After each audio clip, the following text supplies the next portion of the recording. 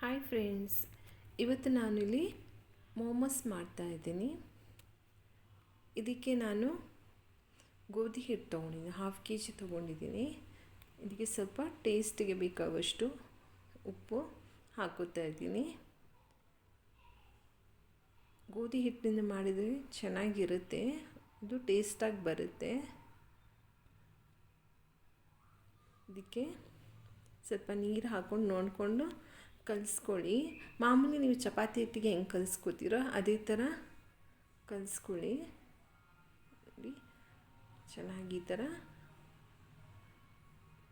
ನೀರು ಹಾಕ್ಕೊಂಡು ಕಲಿಸ್ಕೊಳ್ಳಿ, ನೋಡ್ಕೊಂಡು ಕಲಿಸ್ಕೊಳ್ಳಿ. ನೋಡಿ, ಆಗಿದೆ, ಇದು ಕಲಿಸ್ಕೊಂಡಿದ್ದೀನಿ. ಇದೊಂದು 10-15 ನಿಮಿಷ ಹಾಗೆಯೇ ಬಿಟ್ಟಿರೋಣ. ಇದಕ್ಕೆ ಸ್ಟಫಿಂಗ್ಗೆ ನಾನು ಒಂದು ಸಣ್ಣ ಗಾತ್ರದ ಕ್ಯಾಬೇಜು, ಹಾಗೆ 2 ಕ್ಯಾಪ್ಸಿಕನ್ನು, 1 ಕ್ಯಾರೆಟ್ ತೊಗೊಂಡಿದ್ದೀನಿ.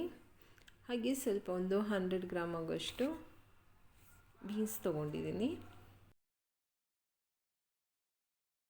ಅದನ್ನು ಸಣ್ಣಕ್ಕೆ ಹೆಚ್ಚಿಟ್ಕೊಂಡಿರ್ತೀನಿ. ಇಲ್ಲಿ ನಾನು ಕ್ಯಾಬೇಜ್ ಚಿಕ್ಕದು ತೊಗೊಂಡಿದ್ದೀನಿ.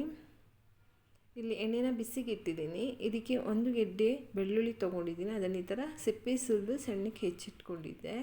ಇದನ್ನು ಹಾಕೋತಾ ಇದ್ದೀನಿ. ಇದು ಸ್ವಲ್ಪ ಲೈಟಾಗಿ ಫ್ರೈ ಆಗಲಿ, ಜಾಸ್ತಿ ಏನು ಫ್ರೈ ಮಾಡೋಕ್ಕೆ ಹೋಗಬೇಡಿ. ಇದಕ್ಕೆ ನಾನು ಸಣ್ಣಗೆ ಕಟ್ ಮಾಡಿರೋಂಥ ಕ್ಯಾರೆಟ್ ಹಾಕೋತಾ ಇದ್ದೀನಿ, ಹಾಗೆ ಬೀನ್ಸ್ನೂ ಹಾಕೋತಾ ಇದ್ದೀನಿ. ಇದರಲ್ಲಿ ಸ್ವಲ್ಪ ಫ್ರೈ ಮಾಡ್ಕೊಳ್ಳೋಣ. ನೋಡಿ, ಇದು ಸ್ವಲ್ಪ ಲೈಟಾಗಿ, ಜಾಸ್ತಿ ಏನು ಫ್ರೈ ಮಾಡಬೇಡಿ. ಸ್ವಲ್ಪ ಇದಾದ ತಕ್ಷಣ, ಕಲರ್ ಚೇಂಜ್ ಆದ ತಕ್ಷಣ ಕ್ಯಾಪ್ಸಿಕನ್ ಹಾಕ್ಕೊಳ್ಳಿ. ಹೆಚ್ಚಿರುವಂಥ ಕ್ಯಾಪ್ಸಿಕನು ಹಾಕ್ಕೊಂಡು ಸ್ವಲ್ಪ ಈ ಥರ ಆಡಿಸೋಣ. ನೋಡಿ, ಸಾಕು ಇದು. ಇದಕ್ಕೆ ನಾನು ಕ್ಯಾಬೇಜನ್ನು ಹಾಕ್ಕೋತಾ ಇದ್ದೀನಿ. ಇದನ್ನು ಸಣ್ಣಕ್ಕೆ ಹೆಚ್ಚಿಟ್ಕೊಂಡಿದ್ದೀನಿ. ಚೆನ್ನಾಗಿ ಸ್ವಲ್ಪ ಫ್ರೈ ಮಾಡ್ಕೊಳ್ಳಿ. ಇದೇನು ಜಾಸ್ತಿ ಏನು ಫ್ರೈ ಮಾಡಿ ಬೇಯಿಸಬೇಡಿ, ಸ್ವಲ್ಪ ಜಸ್ಟ್ ಕಲರ್ ಚೇಂಜ್ ಆದರೆ ಸಾಕು. ಮತ್ತು ಇದನ್ನು ಹಬೆಯಲ್ಲಿ ಬೇಯಿಸ್ತೀವಲ್ಲ, ಅವಾಗ ಕರೆಕ್ಟಾಗಿ ಬೇಯುತ್ತೆ. ನೋಡಿ, ಇದಕ್ಕೆ ಸ್ವಲ್ಪ ಉಪ್ಪು, ಟೇಸ್ಟ್ಗೆ ಎಷ್ಟು ಬೇಕಷ್ಟು ಉಪ್ಪು ಹಾಕ್ಕೊಳ್ಳಿ. ಉಪ್ಪು ಕೊನೆಗೆ ಹಾಕ್ಕೊಳ್ಳಿ, ಫಸ್ಟ್ ಹಾಕ್ಕೊಳ್ಳೋಕೆ ಹೋಗಬೇಡಿ, ಇಲ್ಲಾಂದರೆ ಜಾಸ್ತಿ ನೀರು ಬಿಟ್ಕೊಂಡು ಬಿಡುತ್ತೆ. ನೋಡಿ, ಇದು ಜಸ್ಟ್ ಈ ಥರ ಮುಗ್ಚಿ ಇದನ್ನು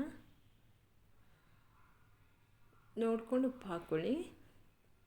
ನೋಡಿ, ಸಾಕು. ಇದಕ್ಕೆ ನಾನಿವಾಗ ಪೆಪ್ಪರ್ ಪೌಡ್ರನ್ನ ಹಾಕ್ಕೋತಾ ಇದ್ದೀನಿ. 1 ಸ್ಪೂನ್ ಹಾಕ್ಕೊಂಡಿದ್ದೀನಿ. ನಿಮ್ಗೆ ಎಷ್ಟು ಖಾರ ಬೇಕೋ ಅಷ್ಟು ನೋಡ್ಕೊಂಡು ಹಾಕ್ಕೊಳ್ಳಿ. ಇದಕ್ಕೆ ನಾನು ಸ್ವಲ್ಪ ಚೂರು, ನೋಡಿ, 1/4 ಸ್ಪೂನ್ ಆಗೋಷ್ಟು ಚಾಟ್ ಮಸಾಲ ಹಾಕ್ಕೋತಾ ಇದ್ದೀನಿ. ಇದ್ದರೆ ಹಾಕ್ಕೊಳ್ಳಿ, ಇಲ್ಲಾಂದರೆ ಪರವಾಗಿಲ್ಲ. ನಿಮ್ಮ ಹತ್ರ ಮ್ಯಾಗಿ ಮಸಾಲ ಇದ್ದರೆ ಅದನ್ನು ಹಾಕ್ಕೋಬೋದು, ಅದು ಚೆನ್ನಾಗಿರುತ್ತೆ. ಜಸ್ಟ್ ಇದನ್ನು ಫ್ರೈ ಮಾಡ್ಕೊಳ್ಳಿ.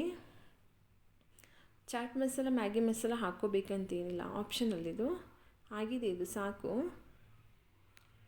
ನೋಡಿ, ಹಿಟ್ಟು ಈ ಥರ ಚೆನ್ನಾಗಿ ಇದಾಗಿದೆ. ಇದಕ್ಕೆ ಸ್ವಲ್ಪ ಎಣ್ಣೆ ಹಾಕ್ಕೊಂಡು ಜಸ್ಟ್ ಲಾಸ್ಟಲ್ಲಿ ಸ್ವಲ್ಪ ನಾದ್ಕೊಳ್ಳೋಣ.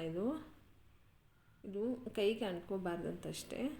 ನೋಡಿ, ಏನು ಎಣ್ಣೆ ಹಾಕೋ ಅವಶ್ಯಕತೆಯೂ ಇಲ್ಲ. ಜಸ್ಟ್ ಲಟ್ಟಿಸುವಾಗ ನಾನು ಹಿಟ್ಟು ಯೂಸ್ ಮಾಡ್ಕೋತಾ ಇಲ್ಲ ಇಲ್ಲಿ. ನೋಡಿ, ಇದನ್ನು ಸಣ್ಣ ಸಣ್ಣ ಉಂಡೆಗಳನ್ನಾಗಿ ಮಾಡ್ಕೋತಾ ಇದ್ದೀನಿ. ನೋಡಿ, ಇಷ್ಟು ಚಿಕ್ಕ ಚಿಕ್ಕದು ಮಾಡ್ಕೊಳ್ಳೋಣ. ಪೂರಿಗಿಂತ ಸ್ವಲ್ಪ ಚಿಕ್ಕದಾಗಿ ಇರಲಿ. ಇದನ್ನು ಲಟ್ಸೋಣ ಒಂದೊಂದಾಗಿ.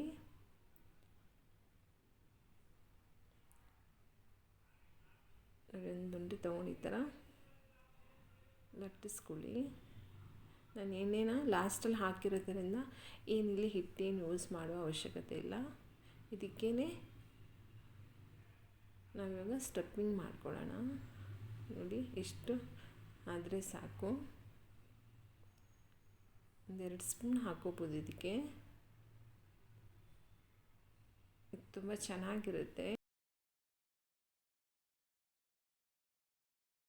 ಒಂದೇ ಥರ ತಿಂಡಿ ಮಾಡಿ ಬೇಜಾರಾದಾಗ ಈ ಥರ ಮಾಡ್ಕೋಬೋದು.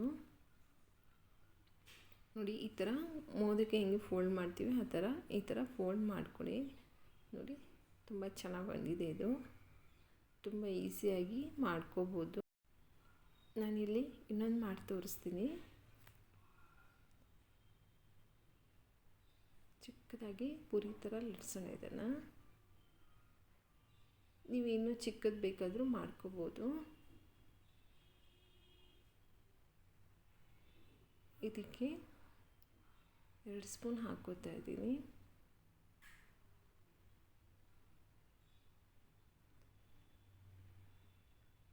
ಈ ಥರ ಫೋಲ್ಡ್ ಮಾಡ್ಕೊಳ್ಳಿ. ಫಸ್ಟು ನೋಡಿ, ಈ ಥರ ನಿಧಾನಕ್ಕೆ ಫೋಲ್ಡ್ ಮಾಡ್ಕೊಳ್ಳಿ. ಹೀಗೆ ಮಣೆ ಮೇಲೆ ಇಟ್ಟು ಫೋಲ್ಡ್ ಮಾಡ್ಕೊಳ್ಳಿ. ನೋಡಿ, ಈ ಥರ ಮಾಡಿ. ನೋಡಿ, ನಾನು ಈ ಥರ ಎಲ್ಲ ಮಾಡಿಕೊಂಡು ಹಬೆಯಲ್ಲಿ ಬೇಯೋಕ್ಕಿಟ್ಟಿದ್ದೀನಿ. ಇದೊಂದು 20 ನಿಮಿಷ ಬೇಯಲಿ ಇದು. ನೋಡಿ, ಇದು ಬೆಂದಿದೆ, ಆಗಿದೆ ನೋಡಿ, ತುಂಬ ಚೆನ್ನಾಗಿ ಬಂದಿದೆ ಇದು.